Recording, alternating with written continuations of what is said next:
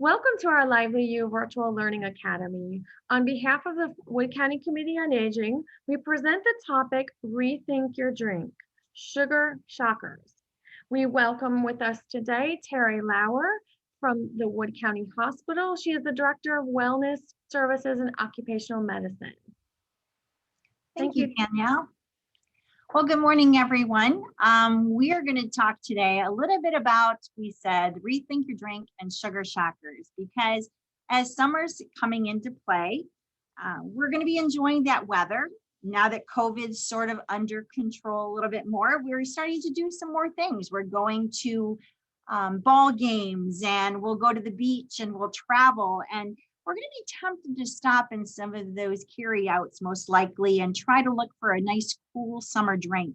And hopefully today's presentation will make you sort of step back and take a second look as to what cool beverage you're going to be choosing as your drink of choice. But let's see, I'm not advancing. Let's try this. There we go.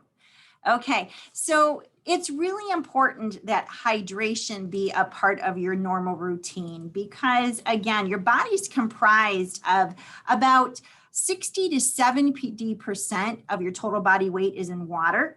And so therefore, to have that proper balance between water and electrolytes in your body, it's really important for us to be able to get this amount of water in to be able to have our body function correctly. And basically too, again, water also helps us protects our organs and our joints. It keeps our joints lubricated and helps us move a little bit easier. As well as the importance of having this is it helps dispose of waste in our bodies, whether it's medications or it's food or it's maybe toxins. And it's really important also to maintain our blood pressure and our heart rate, as well as it maintains our body temperature. And without fluids, our body would just shut down because of dehydration. So it's really important to understand the importance of hydration, but also what is dehydration? So dehydration is really the loss of the fluids that can happen anytime, whether it's during physical activity. It can come from just us urinating every day, sweating, breathing harder, all those things. We have an air exchange and fluid is released. Now, if you add also the fact that you could be not feeling well, where there could be vomiting or diarrhea, again, fluid leaves the body even quicker, and we can get into a much more serious state of dehydration. So it's really important to understand how our body is feeling and what we need to do to prevent this from happening. Some signs of dehydration is obviously the thirst, but also urine color is a really good detector as to whether you're dehydrated. If your urine is very dark in color, foul smelling, very cloudy, then that's a really good indicator that you're on the dehydration side and we really need to increase that fluid intake. So we really want the urine to be lighter in color, almost clear, with less, really very small odor. Also, people experience some headaches, dizziness. Sometimes people might experience some palpitations or difficulty breathing.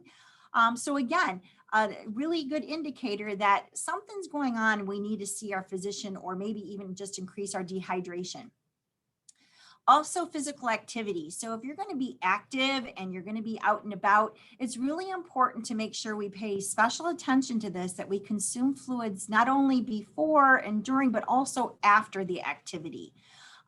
Especially if you're going to be doing higher intensity workouts and maybe in a hot environment, if you're training for a marathon or something like that, that's going to be a longer in duration.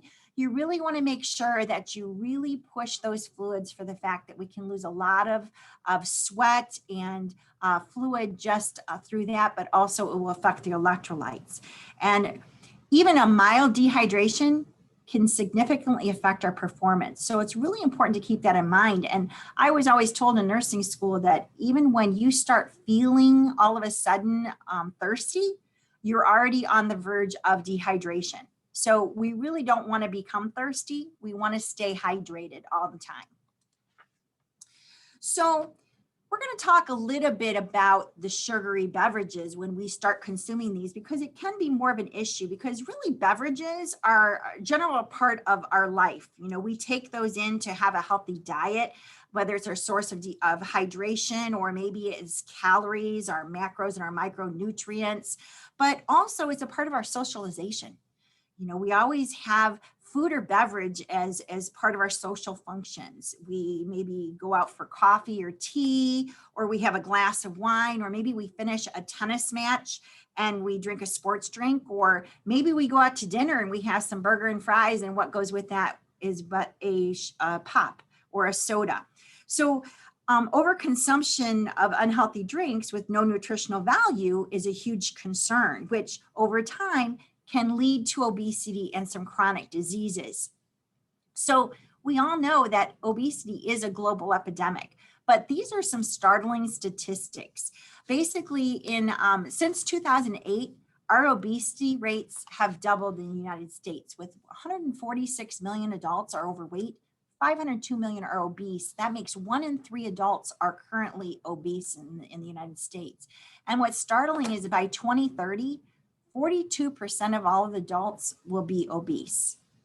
So that's something that we really have to stay focused on, and we can't throw obesity to the wayside and worrying about all these other kinds of epidemics. I mean, it's just as important as maybe COVID, because again, it's very much going to be affecting our lives in many different ways. Actually, increasing in healthcare is one of the ways, and we can see obesity is quite expensive. It costs $150 billion per year in US currency, but obese individuals, they spend almost $1,500 more on medical care than an average weight person. And experts predict that the cost of obesity could rise 48 to 66 billion per year by the year of 2030. So it's going to be significant, and we have to start being observant of this and start changing some of these effects in our life. And basically the effects of obesity, these are the leading causes. Lifestyle choices is one of the first ones.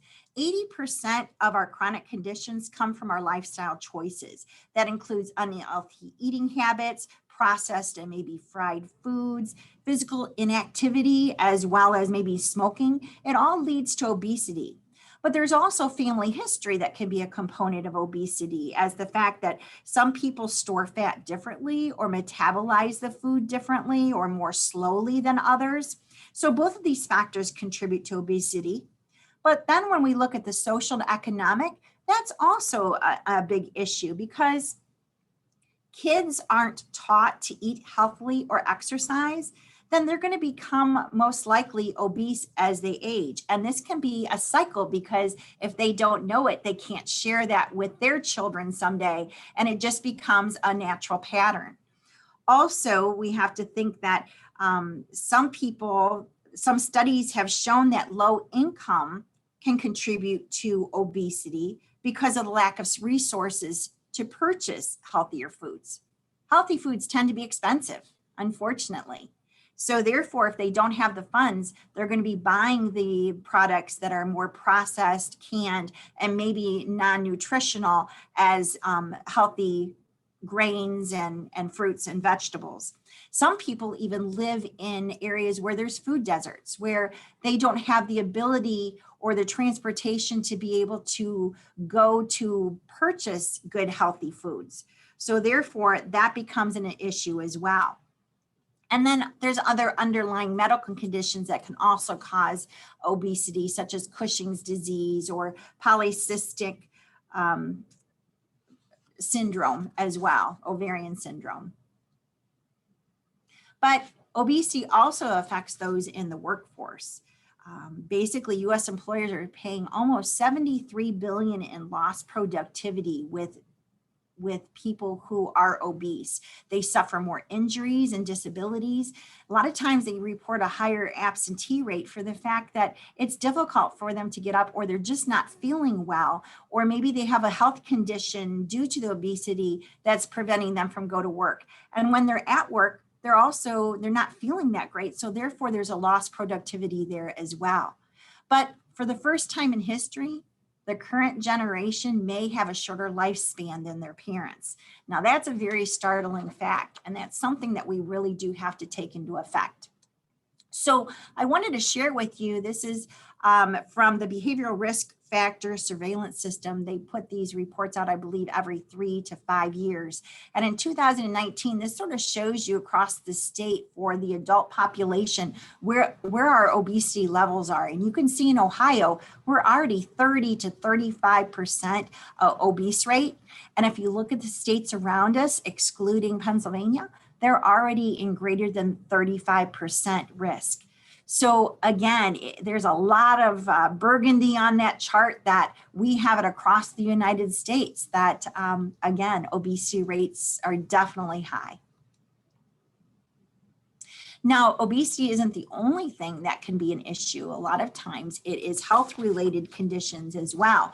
Type 2 diabetes, cardiovascular disease, hypertension, a lot more cavities, cancer, a lot of sleep disturbances as well. So there's a lot of health conditions that can be related to these sugary loaded drinks that we ingest every day as well. So the question to you is, are you pouring on the pounds? If you're drinking at least 4 sugary drinks a day, that's like drinking 68 packets of sugar. It makes it a little bit more of a visual, is like, wow. That's all I can say. So again, it's something to step back and take a look at. What are we doing every day? Are we contributing to this obesity epidemic, or can we improve this process on our own? So here's some more interesting facts as well about the effects of sugary drinks. 1 20-ounce soda per day is 25 extra pounds per year. And that's just one. So if you're drinking 2, 3, or 4, again, weight gain is going to be significant in a year's time. Adults who drink 1 or more per day, 27% are more likely to be overweight or obese. Major source of added sugar in American diets is from soda, energy drinks, and sports drinks. Another thing is sugary drinks accounts for 22% of empty calories. There is no really nutritional value in sugary drinks. And what happens is it fills you up more, so you don't eat the foods that are more healthy and nutritional filled because you're full. Women who drink more than 2 per day are 40% more likely to die from heart disease. And each sugary drink a child consumes, it increases the risk of obesity by 60%. And we already talked about that it can lead to chronic diseases. So this is another chart that was a source, was the U.S. Dietary Guidelines for Americans 2015 to 2020. This sort of shows you the percentage calories from added sugars. And this is by the ages. So we have the green bar is the recommended maximum amount of calories from sugar we should ingest. The blue is female, the red is male, and it also breaks it down by the ages. So you can see straight across the board, every age category, we are already beyond the recommended maximum amount of sugar that we take in. But look, even at the age of 1 to 3, they're already beyond the maximum amount recommended. So again, something that we have to look at as Americans as to how can we change this, or even just taking it down to your own household. How can I change this for my family and for myself? Sugar overconsumption. Sugary drinks are the key driver of overconsumption. And you can see by this pie chart is that 46% are sugary drinks, 31% of the sugar comes from snacks and sweets, and all the healthier things, very small percentage.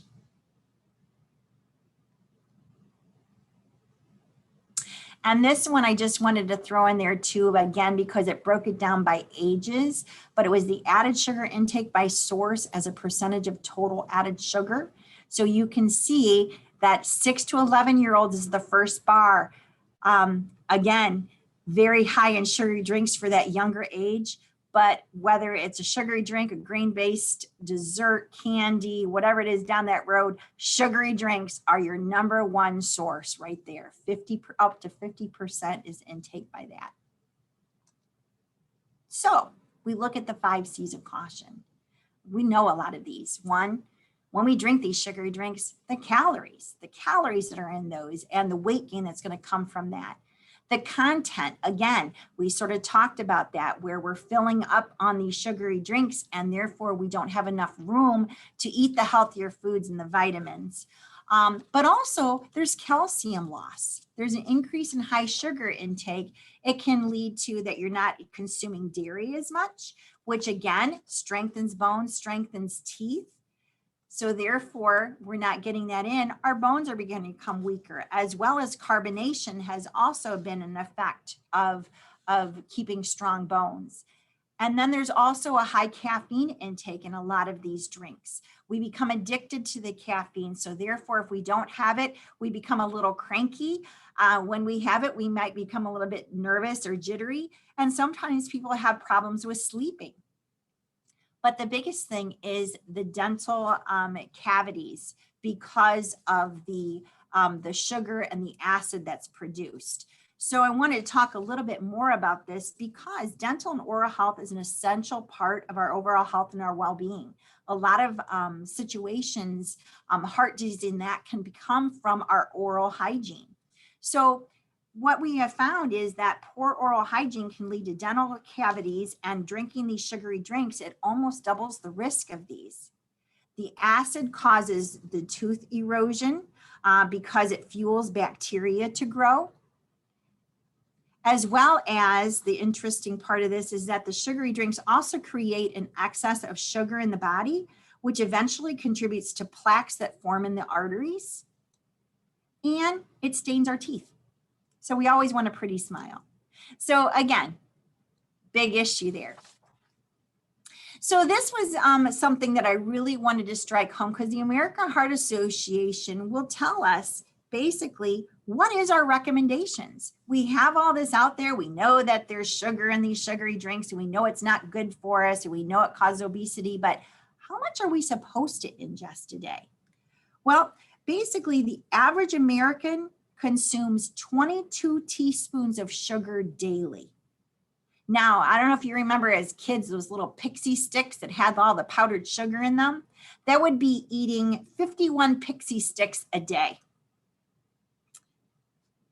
If you wanted to go by yearly, that would be our average consumption of sugar would be 17 4-pound bags of sugar in a year.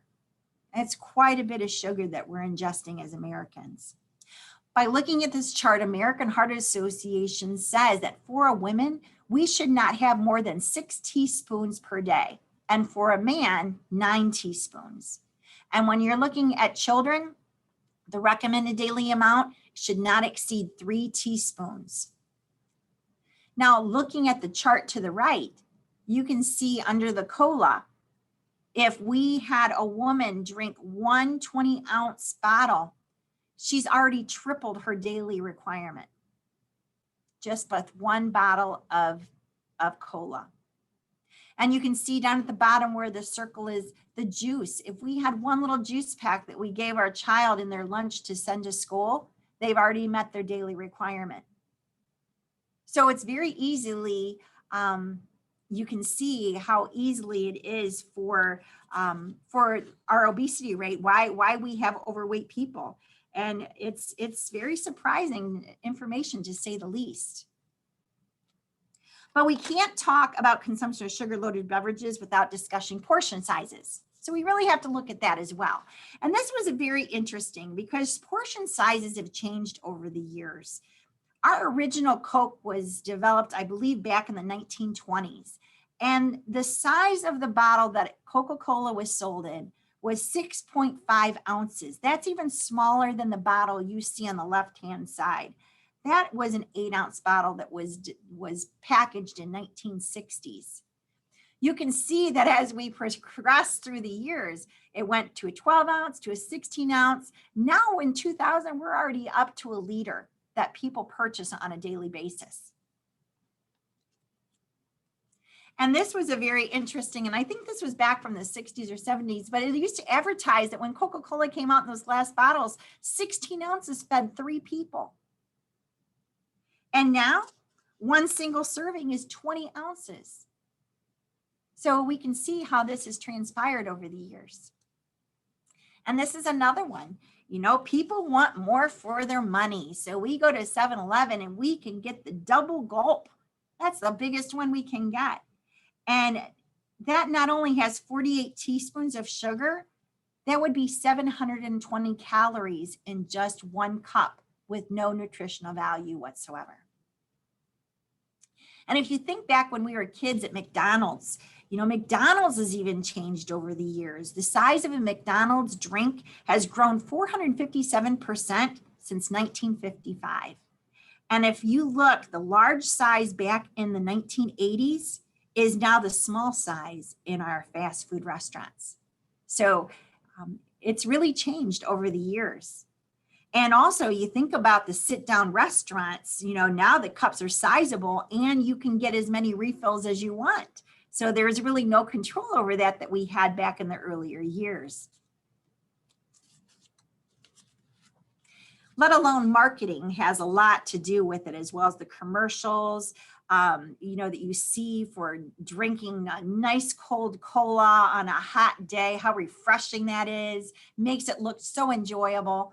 But alone, you look at when you're waiting in the Meijer or the Kroger checkout, right there, the nice coolers with the cold sodas inside there that, oh, it just seems like a great thing to grab and do as a checkout. So everything's highly available. And you can see in 2021, average person in the US will consume 54 gallons of Coke, Pepsi, Mountain Dew, or other soda pop. And manufacturers, they've made it really easy too, because now they do the twist tops. So now you can just put the lid back on it and save it for later and continue to drink throughout the day. Excuse me. Soda makers collectively spend $580 million on advertising, and they direct it to kids and teens. So you can see why we have such a problem. And again, our socialization efforts, all the more reason that we're moving to this pop. So this is my time, excuse me, to sort of show you the true meaning of this. And these visuals are very astonishing to me. It's just amazing how much is in some of these products. So I'm going to show you various different kinds of drinks that we can get from that Kroger or that Meijer refrigerator, or maybe that you go through the carryout and you pick up or you put in your grocery cart every day. And you're going to be shocked as to how much sugar are in these. So we're going to start with our Starbucks Frappuccino. It's a 13.25 ounce bottle. It is one serving, but in that 290 calories and 11.5 teaspoons of sugar. That's amazing. Tastes good, but very, very high sugar content. When we look at Gatorade, this is a fruit punch, 24 ounce bottle. One serving is 160 calories, but there's 10.5 teaspoons of sugar in that.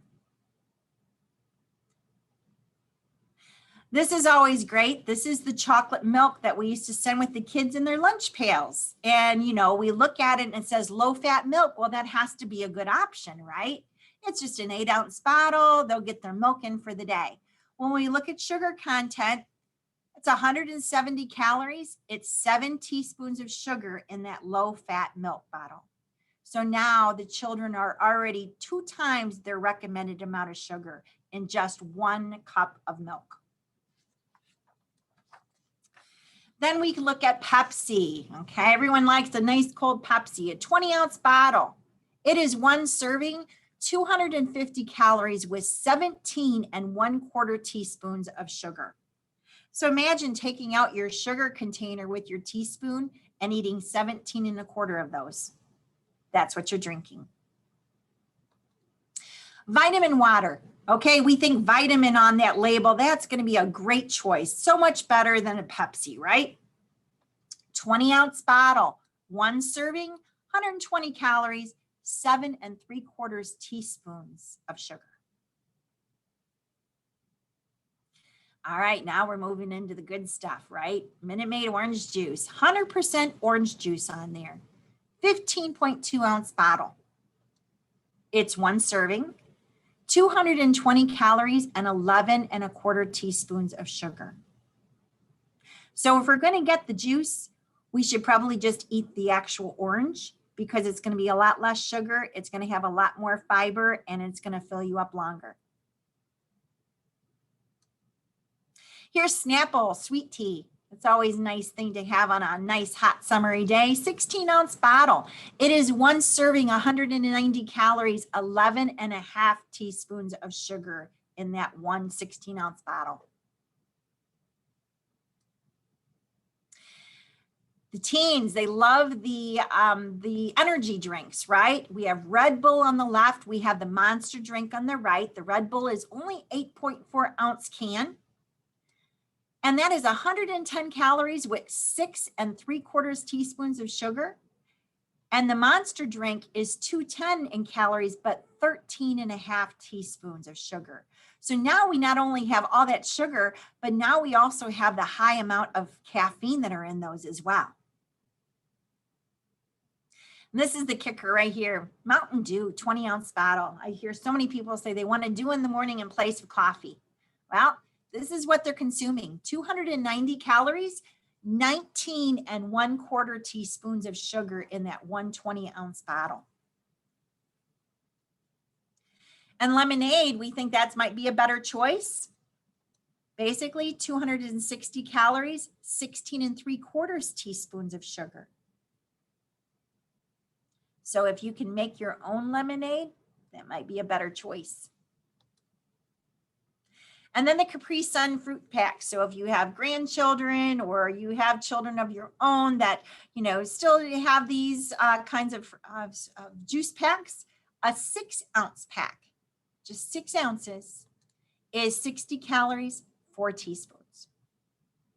So they have their allotment for the day in one juice pouch. So now we have the Aquafina water, 20-ounce bottle. Wow, 0 calories, 0 teaspoons of sugar.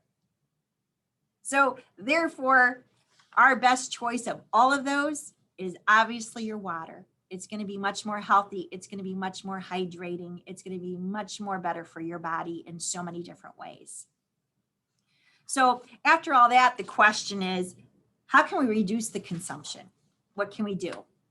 Well, first of all, we have to understand the calculation of sugar and learn to know how much sugar is in a product that you are considering and purchasing. So to first of all, know that 4 grams of sugar is 1 teaspoon. So what you do is you look at the nutrition facts and you can see there's the calories, but if you go down to the sugars, you'll see 69 grams and it's for 1 serving.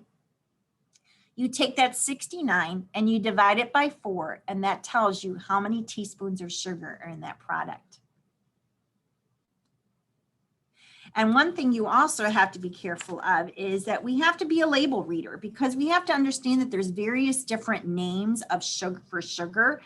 And when you look through that ingredients label, you have to sort of understand what you're looking for. So again, it might say just plain sugar, but it might have lots of oses on the end, like glucose, sucrose, fructose. Anything with an ose on the end is a sugar. And then you have honey and you have brown sugar, and there's lots of different kinds of labels in there that is indicative of sugar. So again, make sure you're looking at your labels, look at the ingredients section, and identify how many of those things contain sugar and what your sugar content is. So what we need to do then is rethink our choices. So again, how we're going to be able to change our lifestyle is start reading the labels, paying attention to what you're putting in your grocery cart or what you're picking out at the store. Take a look at that label and see where the sugar is at. Choose drinks with no more than 25 calories per 8 ounces. Also, stock your fridge with seltzer water, unsweetened tea. You can make some sun tea, low-fat milk, low-calorie drinks, lots of water. If you keep it refrigerated, it's most likely what you're going to be grabbing when you're very thirsty. So if you don't buy the pop, you don't buy the sugary drinks, they won't be consumed. So buy those healthy things and keep them stored and keep your fridge stocked with those. Drink water when you're thirsty. Okay, again, we don't want to get to the point where our mouth is dry and we just feel like we can't even have enough saliva to swallow anything. We want to make sure that we're very hydrated. So make sure you drink water on a daily basis. Add fresh fruit or herbs to your water. Sometimes people say, I'm just not a water drinker. There's many different things that you can put in your water that will give it a different taste, and will help you be able to get that down. Sometimes what I do is I also make sure that I have a water bottle with me all the time and just try to fill it with different kinds of fruit each time to give me a different flavor. So one time it might be lemon and sometime it might be strawberry. I'm not a fan of the cucumber, but you could always even throw cucumber in there as well. So it just, again, gives it different flavors. If you're going to do fruit juice, make sure that you dilute that down at least to by half, because again, lots of sugar. You really want to dilute that sugar down, and we don't need to have 100% fruit juice. Just dilute it down a little bit and it will taste just as good, but also you get less the calories. And be a role model.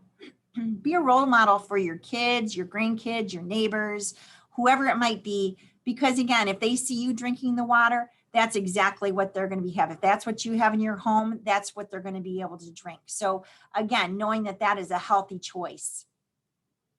And just some tips in getting some more water in. Sometimes, like I said, it can be very difficult, but adding that lemon or lime to the water, making it cold, making sure your ice maker is up to snuff, that, you know, you can put some ice in a glass with a nice bottle of water.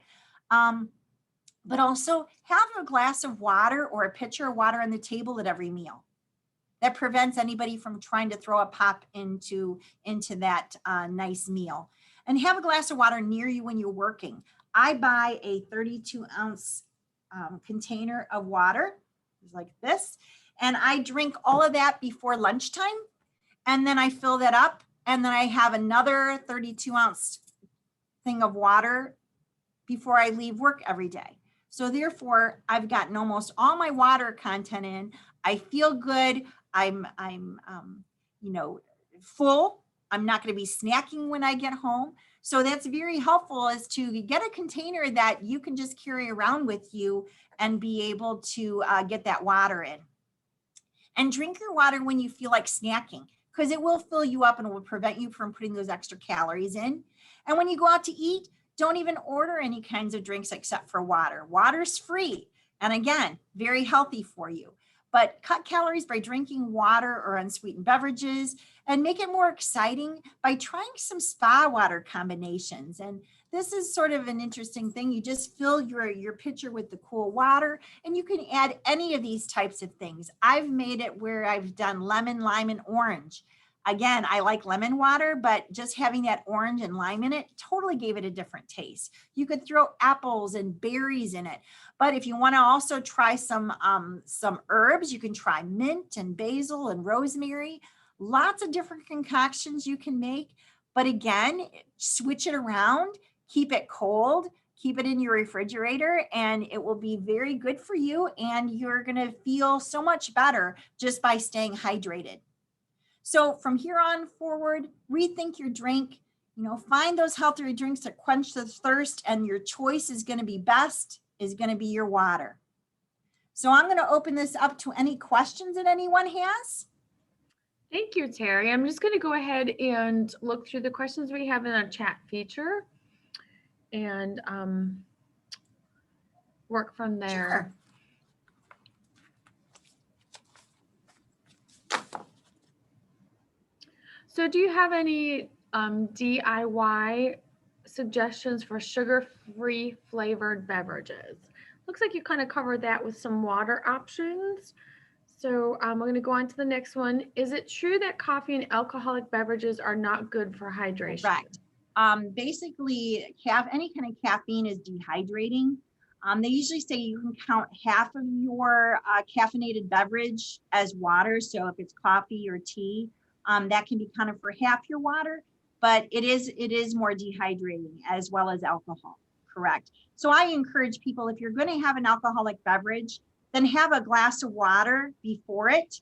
And then if you want another alcoholic beverage, just drink a whole glass of water next. and then see if you really need it. Sometimes we'll be too full to have that second beverage, but it does cut down on the alcoholic content, and it's also flushing that through your system. Perfect.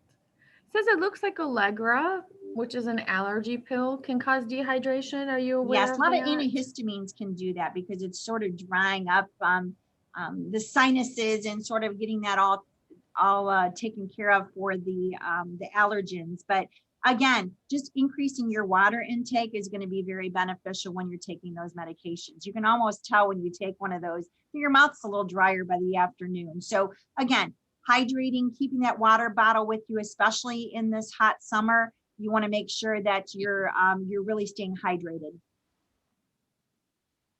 All right, perfect. And then the next question is in regards to dilution of sugary drinks such as lemonade. This was a question regarding smoothies. If they make smoothies in the morning with orange juice, should you dilute that smoothie? I would probably use less of the orange juice and maybe try some different kinds of fruits. I mean, you could do like half the orange juice and then half some water with that. Or you can do like an almond milk, get some dairy in that, and then just throw some different kinds of fruits in it. You could do some blueberries and strawberries. It will give it a different flavor, but also you'll take a lot of that sugar content out by avoiding the orange juice. Like I said, almond milk is really good. There's a vanilla unsweetened, very good with smoothies. Oh, perfect. So they were asking our questions about grams of sugar. So 38 grams of sugar in a 12-ounce Vernors. How does that translate into teaspoons? So what you would do is, again, 4 grams of sugar is 1 teaspoon. So you just take that total amount of grams that you see on a label and divide it by 4, and that will tell you how many teaspoons of sugar is in the product. Perfect. And they had stated that when you presented that information about the grams of teaspoons of sugar in a drink, it really wakes you up. It makes you start to think about what you're drinking, and maybe would make you choose another option if you really could see that on the label. I know, isn't that the truth? Well, it's advertising, it's marketing. They want to sell their product, so they don't want to put too much on that label to prevent you from buying it. Unfortunately. So, but yeah, I mean, that's why I like to do those visuals. I like to do this presentation in person so you can actually see the sugar in the cups. So I try to take pictures. But if you can just imagine, a teaspoon, and again, like I said, getting that container of sugar out and just a teaspoon, that is what you're eating, but in a drinking liquid form. So it is very much an eye opener. And hopefully, like I said, with this presentation, you'll step back and take that second look and make a better choice. Yeah, it definitely is. And they were just asking about, is the teaspoon like a leveled off teaspoon, or is it a heaping teaspoon?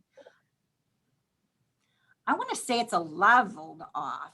I mean, just look at I guess what you'd have to do is probably take a measuring teaspoon, and pour that on your regular teaspoon, and see how much that fills up.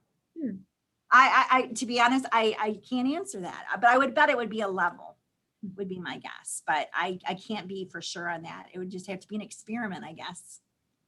Great. So those are all the questions we had in the chat feature. I'm gonna go ahead and thank you so much for sharing this valuable information. We will once again be sharing it on our YouTube channel, the Wood County Committee on Aging, Inc. And until next time. Great. Thank you, everyone. Have a great day. Enjoy your summer. All right.